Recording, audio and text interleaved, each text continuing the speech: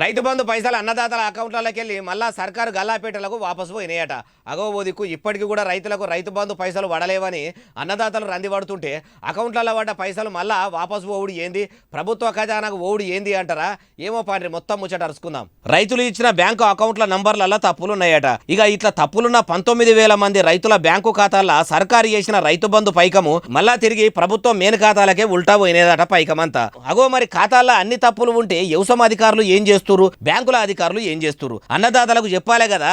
అట్లా గిట్లా చేయకుండా గుడ్డి గుర్రాల పండ్లు దోమినరా, గాడిదలు పెట్టే గుడ్లు ఏరేదందుకు పోతుర్రా. ఇట్లా ఖాతా బుక్కుల పేర్లు తప్పులున్నాయి, మళ్ళా మంచిగా చేయించుకోరి. మీ దగ్గరున్న వ్యవసాయ అధికారుల తానికి పోయి అన్ని కాయిదాలు చక్కగా చేయించుకోరు అని చెప్తే రైతులు చేసుకునేటోళ్ళు కదా. ఇట్లా ప్రజలకు చెప్పకుండా అన్నదాతలను ఇబ్బంది పెడుతున్న ఆఫీసర్లను మళ్ళీ సర్కారు నెల నెల జీతం ఇచ్చి మేపుతున్నదా ఎట్లా? ఆ మళ్లించే పైకమేందో ప్రభుత్వ అధికారుల జీతాలు మళ్ళా సర్కారు గల్లాపెట్టలకు మళ్లిస్తే అధికారులకు అన్నదాతల గోస ఎట్లుంటదో తెలుస్తదంటున్నారు.